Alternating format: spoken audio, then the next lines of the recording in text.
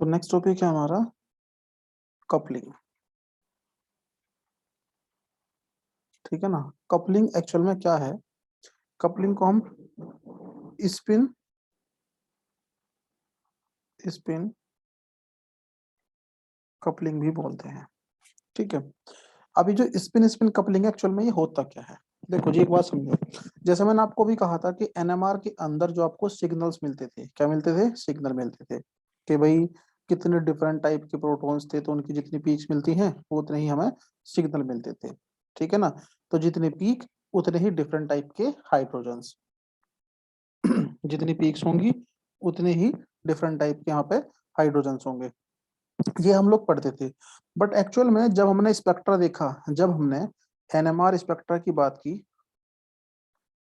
तो NMR spectra के अंदर इस तरह की सिंगल पीक हमें कभी भी नहीं मिलती। यानी कि जो पीक्स हमें मिलती है ना, वो पीक हमें सिंगल पीक नहीं मिलती कभी भी। एक्चुअल में जो पीक आपको मिलती है, अपना कभी ध्यान दिया हो, वो कुछ इस तरह की मिलती है। इस तरह से मिलती है कुछ भी। ठीक है ना। यानी कि शार्प पीक नहीं मिलेगी। वो कहीं कहीं पे वो जो पीक होती है ना, वो पीक आपकी स्प्लिट हो जाती है। क्या हो जाती है? वो पीक आपकी स्प्लिट हो जाती है। जैसे कि सिंगल पीक होती है, तो ये सिंगल पीक आपकी सिंगल पीक ना होकर इस तरह से हो जाती है, या ये इस तरह से होकर इस तरह से हो जाएगी, इस तरह से हो जाएगी। यानी कि जो पीक है ना, वो आपकी स्प्लिट हो जाती थी। और वो पीक स्प्लिट होने का मतलब क्या है? एक से ज्यादा पीक में टूट जाना। वो टूटती क्यों है?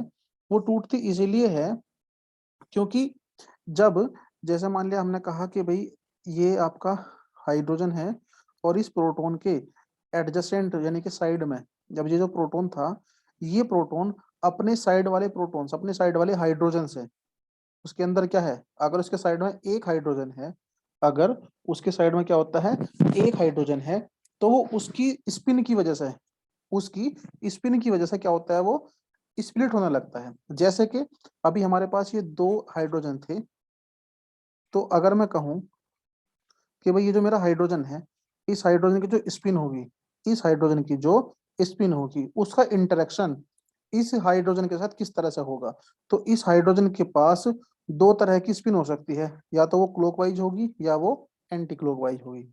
ठीक है। तो इस हाइड्रोजन का इंटरेक्शन इस हाइड्रोजन के साथ दो तरह से हो सकता है। या तो वो इंटरेक्शन होगा क्लॉकवाइज की तरफ से, या फिर इंटरेक्शन होगा वो एंटी क्लॉकवाइज की तरफ से। ठीक है ना। तो यहाँ पर होता क्या है, इसी को हम बोलते हैं स्पिन स्पिन कपलिंग। ठीक। तो किसी भी हाइड्रोजन की जो पीक होती है, अभी जैसे मान लिया हमने कहा ये आपकी सिंगल पीक थी। ठीक है ना। तो ये सिंगल पीक अपने साइड वाले यानी कि एडजेसेंट प्रोटॉन से, एडजेसेंट हाइड्रोजन के इफेक्ट के कारण, एडजेसेंट हाइड्रोजन के इंटरेक्शन के कारण वो स्प्लिट होने लगती है। अब वो आपकी इस तरह से भी स्प्लिट हो जाएगी। देखो ये तो थी सिंगल पीक। सिंगल पीक को हम बोलते हैं सिंगलेट। क्या बोलते हैं? सिंगलेट। जब वो दो में स्प्लिट हो गई तो उसको बोलते हैं हम डबलेट। ठीक है। अब ये सिंगल पीक आपको कब मिलेगी? ये सिंगल पीक आपको केवल एक ही कंडीशन में मिलती है, जब इस हाइड्रोजन की किसी और एटम के साथ कपलिंग ना हो। यानी कि अगर किसी सिस्टम के अंदर, किसी कंपाउंड के अंदर कोई कपलिंग नहीं होती है, तो उस कंडीशन में ही आपको सिंगल पीक मिलेगी। अदरवाइज आपको कभी भी सिंगल पीक नहीं मिलती। वो सिंगल पीक या तो दो में स्प्लिट हो जाएगी, वो सिंगल पीक या तो तीन में स्प्लिट हो जाएगी, वो सिंगल पीक या चार में सर स्प्लिट जी हो जाएगी। टॉपिक क्या? टॉपिक है स्पिन स्पिन कपलिंग। ठीक है। पहले हम पढ़ेंगे कपलिंग। ठीक है। और फिर उसके बाद पढ़ेंगे हम कपलिंग कांस्टेंट। ठीक है। दो चीजें हैं। बात समझ में आ रही है ये? अब कपलिंग का मतलब क्या होता है? कपलिंग का मतलब होता है एक प्रोटॉन का, एक प्रोटॉन की पीक का उसके सराउंडिंग में, अब वो सराउंडिंग में कितनी दूरी तक वो कपलिंग करता है, ये ये इससे डिसाइड होता है कितने टाइप की कपलिंग होती है, क्योंकि कपलिंग के भी कई सारे टाइप होते हैं। ठीक है ना। मैं बताऊंगा कैसे कैसे टाइप होंगे, कैसे कैसे हम उसको स्प्लिट करते हैं। तो फिलहाल मैंने कहा जैसे ये वाला जो हाइड्रोजन था, इस हाइड्रोजन का, इस हाइड्रोजन के कारण जो पीक स्प्लिट होती है, उसको हम बोलते हैं स्पिन स्पिन कपलिंग। ठीक है ना। और स्पिन स्पिन कपलिंग की वजह से क्या होता है? Splitting of signal. जो कपलिंग होती है इसको आप स्पिन स्पिन कपलिंग भी बोल सकते हैं, इसको आप स्प्लिटिंग ऑफ सिग्नल भी बोल सकते हैं। यानी कि जो कपलिंग हुई है, कपलिंग की वजह से क्या हो रहा है, स्प्लिटिंग ऑफ सिग्नल होता है, मतलब सिग्नल जो है वो आपका स्प्लिट हो जाता है। अब सिग्नल स्प्लिट होता है किसके कारण, कि वो कितने प्रोटॉन्स के कारण, कितने प्रोटॉन्स की, मतलब कितने प्रोटॉन्स की वजह से वो क्या कर रहा है, इंटरेक्शन शो करता है वो। तो जितने डिफरेंट प्रोटॉन्स उसके सराउंडिंग में होंगे, ठीक है ना, उसका क्या होता है, n+1 रूल लगता है इसमें। क्या लगता है, n+1 रूल। यानी कि अगर आपसे पूछने लगे कि भाई जब स्पिन स्पिन वो जब स्प्लिटिंग ऑफ सिग्नल होती है तो स्प्लिटिंग ऑफ सिग्नल के लिए कौन सा रूल लगता है, तो वो होता है n+1 रूल। जैसे कि यहाँ पे ये हाइड्रोजन था, तो ये हाइड्रोजन, अगर इस हाइड्रोजन का सिग्नल इस हाइड्रोजन की वजह से स्प्लिट हुआ है, तो यहाँ पे केवल एक हाइड्रोजन है, तो इसका जो सिग्नल होगा वो कितने में स्प्लिट हो जाएगा, 2 में, यानी कि डबल एटम है। ठीक है, अगर यहाँ पे मैं कहूँ 2 हाइड्रोजन थे, तो इसका सिग्नल इन 2 हाइड्रोजन की वजह से स्प्लिट होगा। ठीक है, तो अगर बराबर में 2 स्पिन है, 2 हाइड्रोजन है, तो 2 हाइड्रोजन की स्पिन के कितने कॉम्बिनेशन बनेंगे, या तो दोनों स्पिन क्लॉकवाइज होंगी, या दोनों स्पिन एंटी क्लॉकवाइज होंगी, या फिर एक क्लॉकवाइज और एक एंटी क्लॉकवाइज। ठीक है ना, तो टोटल 3 कॉम्बिनेशन बनते हैं। तो 3 तरह से उसका इंटरेक्शन होगा, और 3 तरह से इंटरेक्शन होने से वो किस में टूट जाएगा, ट्रिपलेट में। और अगर उसके एडजेसेंट पे 4 हाइड्रोजन होते हैं, सॉरी, कार्बन के पास 4, एक ये, एक ये, एक ये, 4 हाइड्रोजन होते हैं, तो इस हाइड्रोजन का सिग्नल आपका, मतलब सॉरी 3 हाइड्रोजन होंगे तो वो 4 में टूट जाएगा, 4 हाइड्रोजन होंगे तो वो 5 में टूट जाएगा। ठीक है ना, तो इस जो स्प्लिटिंग होती है, स्प्लिटिंग के लिए आपका रूल लगता है कौन सा, n+1 रूल। ये बात समझ में आई। अब एक बात समझो यहाँ पे, यस सर। एक बात समझो, देखो आपको बहुत छोटा सा एग्जांपल मैं यस आपको लेके सर। बताता हूँ इसका। जैसे मान लिया मैंने कहा कि मेरे पास एक कंपाउंड है CH3CH2Cl, ठीक है जी, इथाइल क्लोराइड। अब इसके अंदर समझो, इससे आपको क्लियर समझ में आ जाएगा। देखो यहाँ पे कितने सिग्नल होंगे इसके अंदर, हाँ जी, 2। सिग्नल। इसमें तो कोई डाउट नहीं होगा किसी को, है, 3 किसने कहा, सर 2 सिग्नल है इसमें। 2 हैं, ठीक है जी। अब एक बात समझो, जब मैं इसका स्पेक्ट्रा रिकॉर्ड करता हूं तो उसमें टीएम, ये तो टीएमएस की पीक होगी, ठीक है। अब यहाँ पे क्या होता है, 2 सिग्नल आएंगे, तो 2 सिग्नल में को आप ऐसे रिप्रेजेंट करोगे, ये 2 पीक्स आ गई आपकी। बट एक्चुअल में इसका स्पेक्ट्रा कभी भी ऐसा नहीं मिलता कि 2 पीक आ गई उसमें। होता क्या है, देखो इसमें से मुझे एक बार बताओ, एक तो इसकी केमिकल शिफ्ट होगी, किसकी केमिकल शिफ्ट होगी, यहाँ पे जो ये कार्बन के पास हाइड्रोजन है वो सीएल से डायरेक्टली जुड़े हुए हैं, भाई ये वाला कार्बन सीएल के ज्यादा पास है, तो इस कार्बन के पास सीएल का जो -I इफेक्ट होगा, इंडक्टिव इफेक्ट, वो ज्यादा होगा। तो इस वाले जो हाइड्रोजन के केमिकल शिफ्ट होगी वो, हाँ जी, ज्यादा होगी। ज्यादा होगी। और इस वाले हाइड्रोजन की जो केमिकल शिफ्ट होगी वो कम होगी, इसके अकॉर्डिंग कम होगी। कम हो जाएगी। ठीक, ये बात समझ में आ गई आपको। तो अगर मैं इन दोनों की बात करूंगा, तो ये वाले कार्बन के जो हाइड्रोजन है, ये जो हाइड्रोजन है, ये हाइड्रोजन तो आपके हो जाएंगे सर डिशील्डेड। आपकी वॉइस क्लियर नहीं आ रही, थोड़ा कट कट के आ रही है। मैं हमें तो क्लियर आ रही है। मैं रिपीट कर दूंगा इसको, सुनो ध्यान से। ये जो हाइड्रोजन है CH2 वाले हाइड्रोजन Cl के पास, Cl के ज्यादा पास हैं, तो इसीलिए CH2 वाले हाइड्रोजन जो होंगे ये कैसे होंगे, डीशील्डेड। ठीक है, और CH3 वाले क्या हो जाएंगे, शील्डेड। तो यानी कि जो शील्डेड। जो डीशील्डेड होते हैं उनकी पीक हमें दूर मिलती है, ठीक है ना, उनकी पीक हमें दूर मिलेगी। और जो शील्डेड होते हैं उनकी पीक हमें पास मिलती है, टीएमएस के। टीएमएस के पास। ये बात समझ में आ गई, हमें वैल्यू बताने की बिल्कुल यस। जरूरत नहीं है यहाँ पे। अब देखो यहाँ पे एक चीज समझो, ये जो दोनों हाइड्रोजन है इसके पास, इन दोनों हाइड्रोजन का एक ही सिग्नल होगा, और हाँ इन जी तीनों सर। हाइड्रोजन का एक सिग्नल होगा। तो ये जो दोनों हाइड्रोजन है, ये दोनों हाइड्रोजन की जो पीक होगी, मतलब वो कुछ इस तरह से आएगा आपका, इस तरह से आया मान लिया। तो देखो ये जो पीक है, ये तो किसकी है, CH2 की, और ये पीक किसकी है, CH3 की। ये CH3 बात की। ये बात समझ रहे हो आप। अब हम बात करते हैं, हमें बात करनी है स्प्लिटिंग ऑफ सिग्नल की। तो स्प्लिटिंग कैसा होती है, स्प्लिटिंग होती है जैसे कि CH2 था, तो ये CH2 में जो 2 हाइड्रोजन थे, इन दोनों का तो सेम सिग्नल है, तो इन दोनों को तो हम एक ही मान कर चलेंगे। अब इन दोनों हाइड्रोजन के बराबर में कितने हाइड्रोजन है? 3। कितने हाइड्रोजन है? 3। क्लियर है 3। ना? CH3, इधर कोई हाइड्रोजन नहीं है, ठीक है। तो इसके बराबर में 3 हाइड्रोजन है, तो अगर 3 हाइड्रोजन होंगे तो ये CH2 के जो प्रोटो इस THO का जो सिग्नल है वो इन 3 हाइड्रोजन से अफेक्ट होगा। इस ये जो CH2 के हाइड्रोजन है, इनकी जो कपलिंग होगी वो इन 3 हाइड्रोजन के साथ होगी। और अगर 3 हाइड्रोजन थे तो 3 हाइड्रोजन से टोटल 4 कॉम्बिनेशन बन सकते हैं। कैसे? जिसको हम N+1 रूल से बता सकते हैं। 3 हाइड्रोजन से जो सिग्नल स्प्लिट होगा वो आपका किसमें वो स्प्लिट होगा? क्वार्टेट में, ठीक है ना, यानी कि 4 में। ठीक, तो ये जो यहाँ पे आपको, एक सेकेंड, ये जो यहाँ पे आपको पीक मिलती है ना, ये पीक आपको यहाँ पे किस तरह से मिलेगी? ये पीक आपको यहाँ पे, देखो जी इसको, ये यहाँ पे मैंने स्टार्ट किया, ये जो CH2 है, ये CH2 की सिग्नल तो स्प्लिट हो जाएगा किसमें? क्वार्टेट में। और ये जो CH3 वाला है, इसके सिग्नल किससे अफेक्ट होंगे? इस CH2 से। तो ये 3 हाइड्रोजन जो है, इन तीनों का सिग्नल एक ही होता है, तो इसका जो सिग्नल होता है वो किससे अफेक्ट होगा? CH2 से। यानी कि CH2 के पास कितने हाइड्रोजन है? 2।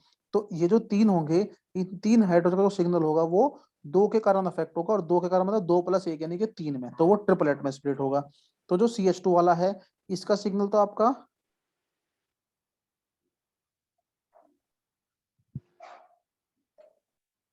ठीक है ना, ये तो स्प्लिट हुआ किसमें? क्वार्टेट में। और जो दूसरे वाला है CH3 वाला, उसका सिग्नल आपका स्प्लिट हुआ ट्रिपलेट में। ट्रिपलेट में। तो ये तो आपको क्या हो गया? क्वार्टेट। और ये हो गया आपका ट्रिपलेट। ये बात समझ में आई आपको? सर आपकी वॉइस क्लियर नहीं आ रही है। अच्छा अच्छा, दोबारा बोल रहा हूँ मैंने कहा ये जो CH2 था, देखो, ये जो पीक मिली है आपको, ये सिग्नल किसका मिला है? CH3 का। और ये C3 सिग्नल का। किसका मिला है? CH2 का। ठीक है ना? CH2 का जो सिग्नल होगा वो क्या रहेगा? डीशील्डेड। डीशील्डेड भी कह सकते हैं इसको हम, और इसको हम डाउनफील्ड भी कह सकते हैं, ठीक है। और ये क्या होता है? अपफील्ड। आपसे पूछ सकता है इनमें से किसका सिग्नल अपफील्ड होगा? CH3 वाले का। पास वाले का होवे ना अप फील्ड तो हाँ बिल्कुल। पास वाला अप फील्ड होवे शील्डेड होवे और उसकी फ्रीक्वेंसी कम होवे। हाँ सही बोल रहे हो। ठीक। समझ में आ गई बात ये? हम्म। सभी को समझ में आ गई ये बात? हाँ जी सर। ठीक है ना?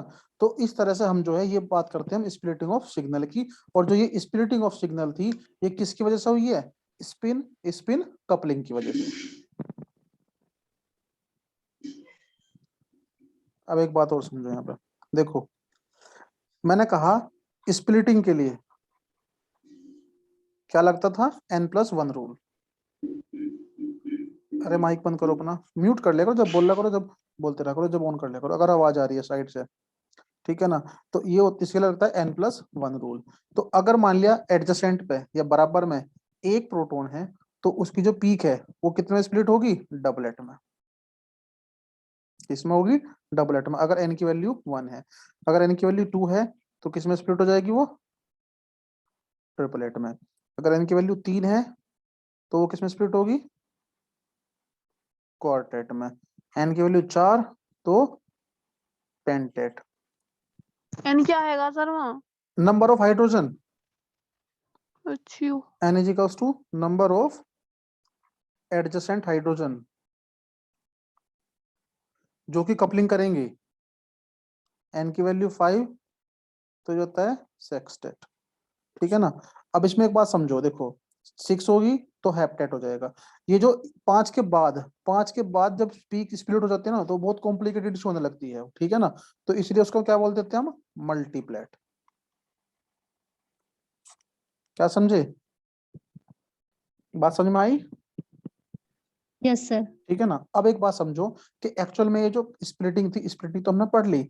अब स्प्लिटिंग के अंदर जो पीक आपकी स्प्लिट होती है, देखो, जैसे मान लिया हमने कहा डबलेट, तो डबलेट का मतलब क्या होता है? अगर कोई भी पीक आपकी डबलेट में स्प्लिट होती है, तो उस पीक में हमेशा 2 पीक में स्प्लिट होती है, और दोनों की जो इंटेंसिटी होती है वो दोनों की सेम होती है। इंटेंसिटी का मतलब पीक हाइट। उन दोनों की जो हाइट है वो बिल्कुल क्या रहेगी, बिल्कुल सेम, और उनका रेशो क्या रहता है 1:1। ठीक है ना। ये क्वेश्चन पूछता है आपसे कि डबलेट के अंदर जो इंटेंसिटी रेशो होता है वो क्या रहता है आपका 1:1। अगर ट्रिपलेट होता है तो ट्रिपलेट के अंदर रेशो क्या रहता है, वो 3 में स्प्लिट होगी। इसका रेशो रहता है 1:3:1। आवाज कट रही सर। हाँ हाँ, दोबारा रिपीट कर दूंगा मैं, ये नेटवर्क की वजह से हो रहा है। हेलो, वीडियो रुक गई। अभी आ रही है आवाज? हाँ जी, अभी आवाज आ रही है?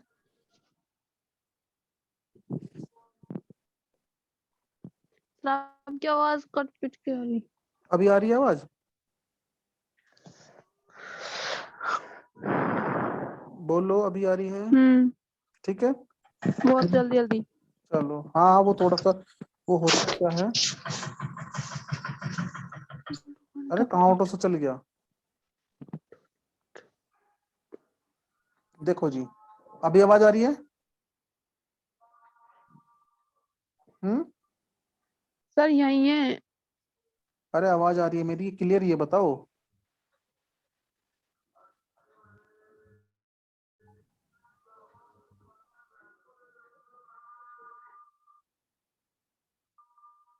मेरी आवाज सर आ आ रही है? नहीं रही आवाज, अब भी कट कट के आ रही। सभी को कट कट के आ रही है क्या भाई? मुझे आ रही है औरों को भी आ रही। हमें भी ऐसी आ रही है। अच्छा, कट के आ रही है तेरी तो नहीं मुझे ऐसी। क्योंकि उसके नेटवर्क ठीक है। की तो बहुत रुक ऐसी रुक आ के रही है। अरे भैया आपके एक सेकंड, पता क्या है, जब ये जो है ना अब वो, आई। अच्छा आवाज कुछ जो, भी हो रहा। देखो जी, एक सेकंड, ये जो मैंने आपको बताया कि जैसा आपका पीक जो है, सिग्नल की पीक जो है वो जब स्प्लिट होती है तो उसके लिए एक हम रूल यूज करते हैं जिसको बोलते हैं हम पास्कल ट्रायंगल। पास्कल ट्रायंगल, ठीक है ना। ये पास्कल ट्रायंगल क्या होता है, देखो भाई, सबसे पहले आप 1 लिखो, 1, फिर 1 1। देखो 1 जो होती है वो हमेशा किसके लिए होती है, सिंगलेट के लिए। जब आपकी सिंगल पीक मिलती है उसको हम बोलते हैं सिंगलेट। अगर डबलेट होता है, यानी कि अगर दो में टूटता है वो, तो उसका रेस होता है 1 1 1 1 रेस। आपको कैसे दिखाई देगा, इस तरह से, बिल्कुल सेम दो उसमें। ठीक है, सिंगलेट पीक आपको सिंगल मिलती है। अब इसमें एक चीज देखो, अगर मान लिया हमने कहा ट्रिपलेट, ट्रिपलेट में कैसा होगा, ये यहाँ पर साइड में 1 ही रहेगा, ठीक है, साइड में क्या रहेगा, ये 1 ही रहेगा, और इसका रेस हो जाएगा 1, और ये जो ऊपर वाले हैं 1 और 1 इनको जोड़ दो, क्या हो जाएगा 1 2 1। वो पिछले वाले में मैंने गलत बोल दिया था, 1 3 1 नहीं था, वो 1 2 1 था। ठीक है ना, 1:2 1, यानी कि 1:2:1। तो जो पीक मिलती है ना वो कुछ इस तरह से मिलेगी, देखो जी, ये पीक, और फिर जो बीच वाले है वो उसकी डबल हो जाती है, और फिर ये पीक। तो इसको हम बोलते हैं ट्रिपलेट। तो ट्रिपलेट पीक आपको हमेशा इस तरह से मिलेगी। क्वार्टेट, देखो क्वार्टेट में क्या होगा, 1 1 लिख लिया ये, ठीक है। 1 और 1 में क्या होगा, देखो अब की बार यहाँ पे क्या होगा, 2 में 1 जोड़ दो कितना हुआ 3, और 2 में 1 जोड़ दो कितना हुआ 3। तो रेशो हो गया 1:3:1, 1:3:3:1। ठीक है ना। अब इस केस में जो पीक है वो कैसे स्प्लिट होती है, पहला तो छोटी सी पीक, फिर ये बड़ी, ठीक है, फिर ये, और फिर ये छोटी सी पीक। तो यानी कि जो भी पीक होती है बीच वाली, इसका इसका रेशो जो होता है वो फर्स्ट वाली से 1:3 का अनुपात होता है। ठीक है ना। फिर होता है क्विंटेट, क्विंटेट यानी कि 5, जब n इक्वल्स टू 4 होगा तो 5 में स्प्लिट होगा। तो देखो ये भी यहीं से आ जाएगा 1 1, ठीक है, 1 1 हो गया, 3 और 1 4, 3 और 1 4, और 3 और 3 6। तो इसका रेशो क्या होता है 1:4:6:4:1। इस पे क्वेश्चन आपके पेपर में डेफिनेटली आता है कि, और मेनली पूछ लेता है, क्वार्टेट का पूछता है कि भाई क्वार्टेट के अंदर इंटेंसिटी रेशो क्या होता है। जो पीक होती है, पीक का जो रेशो होता है या जो स्प्लिटिंग होती है वो किस उसमें होती है। ये बात समझ में आई आपको? हाँ हाँ, जी सर। ठीक है ना। तो इसके बाद अगर हम बात करें सेक्सटेट की, 6 वाले की, तो उसमें क्या होगा, देखो यहीं से ले लो, 1 4 और 1 5, 6 और 4 10, 6 और 4 10, 4 और 1 5 और 1। तो 1:5, अनुपात 10, अनुपात 10, अनुपात 5, अनुपात 1। तो जब 6 में स्प्लिट होगी तो वो इस तरह से होगी, यानी कि जो ट्रायंगल सा बनता रहता है ना, इसी को हम बोलते हैं पास्कल ट्रायंगल। सर यू क्या यहाँ पे 1 1 3 5 10 ये क्यों लिखे? ये इसीलिए लिखे हैं कि जब कोई पीक स्प्लिट होती है, देखो ज्यादा दूर तक मत जाओ आप लोग, छोटे से यहीं से समझ लो कि जैसे मान ले सिंगलेट थी, सिंगलेट में आपको सिंगल पीक मिलती है, ये तो आपको समझ में आई गया, ठीक है ना। एक सेकेंड, सिंगलेट में आपको हमेशा एक सिंगल पीक मिलती है, ठीक है। अब डबलेट जो स्पेक्ट्रा होगा ना, समझो इस चीज को, इसका भी बहुत इंपॉर्टेंट रोल है। डबलेट जो स्पेक्ट्रा होता है उसमें आपको हमेशा दो पीक, मतलब जो एक पीक होती है आपकी दो में स्प्लिट हो जाती है, और दोनों का जो रेशो होता है, दोनों की जो हाइट होती है वो सेम रहती है। तो इसलिए हम उसको बोलते हैं 1:1। यानी कि जब भी आपको कोई सिग्नल दो में टूटता है तो उसमें दो पीक में टूटता है, दोनों पीक की हाइट बराबर होती है। अगर वो ट्रिपलेट में टूटता है तो ट्रिपलेट में क्या होता है, 1:2, यानी कि पीक, फिर जो बीच वाली पीक है वो उसकी डबल, और फिर ये तीसरी वाली, इस तरह से। यानी कि ऐसा नहीं है कि आप अगर ट्रिपलेट में टूटता है तो ट्रिपलेट में ऐसा टूट जाएगा, ट्रिपलेट में ऐसा नहीं टूटता कभी भी, ट्रिपलेट में हमेशा इस तरह से टूटता है। समझ में आई बात? हाँ वो तो ठीक है, पर बीच में जो अपने नंबर लिख रखे थे 1 4 6, ये 4 ही क्यों था वहां और 6 ही क्यों था वहां? अरे वो फिक्स होता है, वो फिक्स होता है, ठीक है ना, वो एक्सपेरिमेंटल रिजल्ट है। वो तो याद रखने का तरीका बताया मैंने आपको, जो पास्कल ट्रायंगल बताया कि कैसे हम इसको याद रख सकते हैं। एक्चुअल में अगर कोई भी पीक कभी भी क्वार्टेट में स्प्लिट होती है तो उसके अंदर जो आपको पीक मिलती है ना, स्पेक्ट्रा मिलता है, वो आपको 1 3 3 के रेशो में मिलेगा, यानी कि 1, फिर ये बीच वाली वो तो उसकी हाइट ज्यादा है, फिर उसकी हाइट ज्यादा है, फिर ये, और फिर ये, हमेशा वो इस तरह से मिलेगा। 4 वाला कभी भी इस तरह से स्प्लिट नहीं होगा। इसका मतलब क्या होता है, देखो इसका रेशो, इसकी तो हाइट 1, और जो ये वाली पीक है, ये पीक इससे 3 गुना है, और ये भी 3 गुना है, और ये 1 होगी, यानी कि इसका और इस पीक का अनुपात कितना है, 3 गुना। अगर 5 में टूटती है तो 1, फिर 4, फिर 6, फिर 4, फिर 1, और इस तरह से, अगर 5 में टूटती है तो, ठीक है ना। तो जैसे क्या, नहीं कि इसका और इसका अनुपात अगर मैं निकालूं तो 1:6 होगा, इसका और इसका 1:4, यानी कि इसकी जो हाइट है वो इसके कंपैरिजन में 4 गुना है। इसका मतलब ये होता है। ठीक है। समझ में आई बात? इसको बोलते हैं हम स्प्लिटिंग ऑफ सिग्नल, ठीक है। तो ये था जी ठीक है। Splitting of signal. और स्प्लिटिंग ऑफ सिग्नल किस वजह से होती है, स्पिन स्पिन कपलिंग की वजह से, ठीक है। अब यहाँ पे एक चीज और होती है, इसमें एक चीज और समझ लो।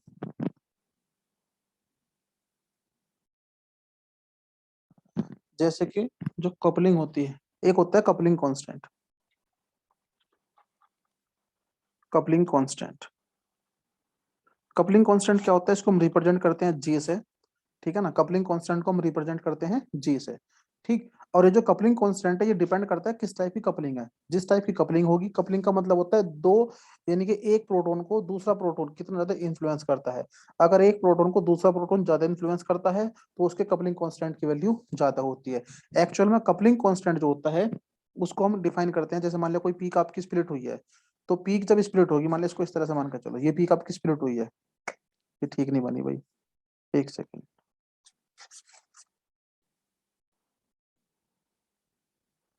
जैसे मान लिया ये, तो इसमें होता क्या है कि ये जो पीक होता है ना, इस पीक का जो बीच का पॉइंट होता है ये, ठीक है ना, और इस पीक का जो ये बीच का पॉइंट होता है, ठीक, इनके बीच की डिस्टेंस जो होती है, इनके जो बीच की डिस्टेंस होती है, डिस्टेंस बिटवीन द, ये देखो ये जो लाइन मैंने खींची है सेंटर है, ये क्या है, ये सेंटर है पीक का। तो इन पीक के बीच का जो सेंटर, इन पीक का जो सेंटर होता है, इसको हम बोलते हैं कपलिंग कांस्टेंट, यानी कि बीच की जो डिस्टेंस होती है उसको हम बोलते हैं कपलिंग कांस्टेंट। तो distance between the center of two peaks, ठीक है ना, दो पीक के बीच की दूरी को हम क्या बोलते हैं, कपलिंग कांस्टेंट। अब जितना ज्यादा इंटरेक्शन होगा उतनी ही ज्यादा कपलिंग कांस्टेंट की वैल्यू होगी। जितना ज्यादा एक प्रोटॉन का इलेक्ट्रॉनिक एनवायरनमेंट दूसरे प्रोटॉन को अफेक्ट करता है, कपलिंग कांस्टेंट की वैल्यू उतनी ही ज्यादा होती है। बात समझ में आई है? हाँ जी। अरे बताओ।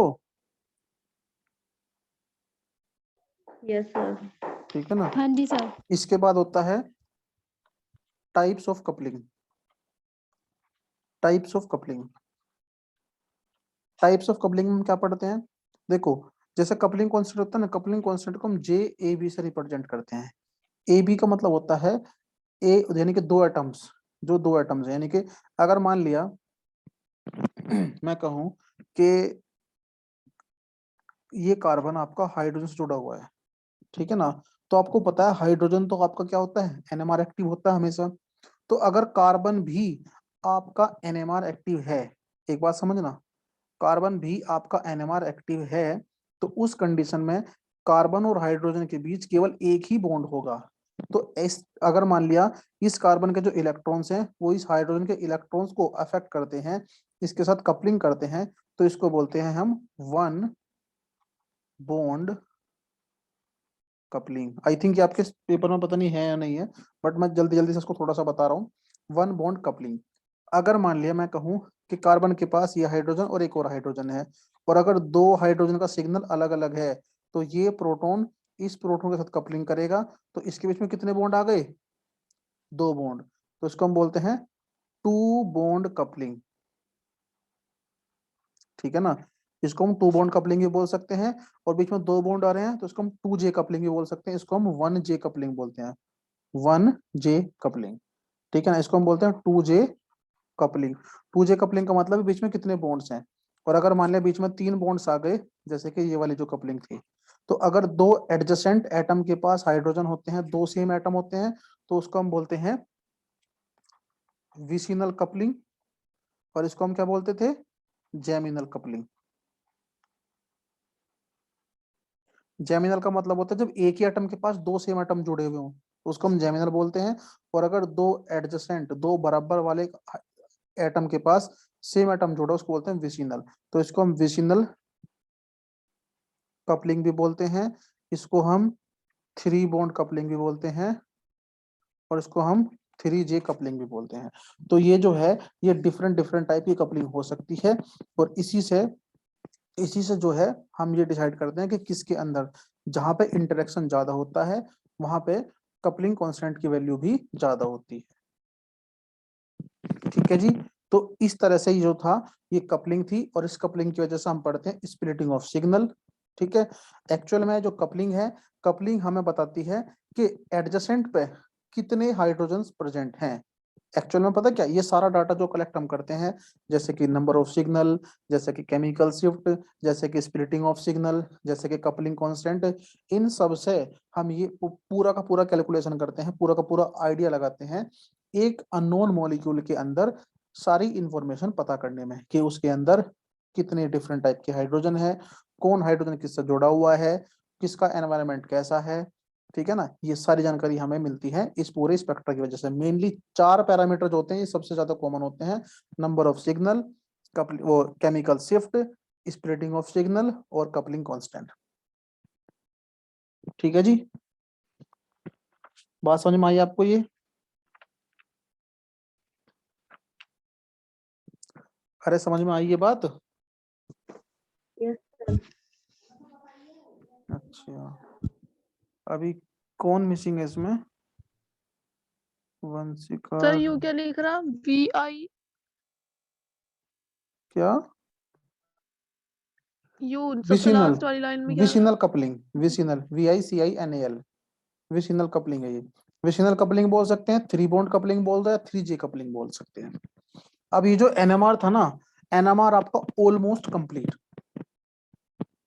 ठीक है, अब आपको समझ में आ गया वो डबलेट ट्रिपलेट वो क्या लिखा हुआ था? Yes sir. ठीक है ना, अब आपको सारे क्वेश्चन समझ में आ जाएंगे इसके। अब एक काम करना, इसमें आपको क्या करना है,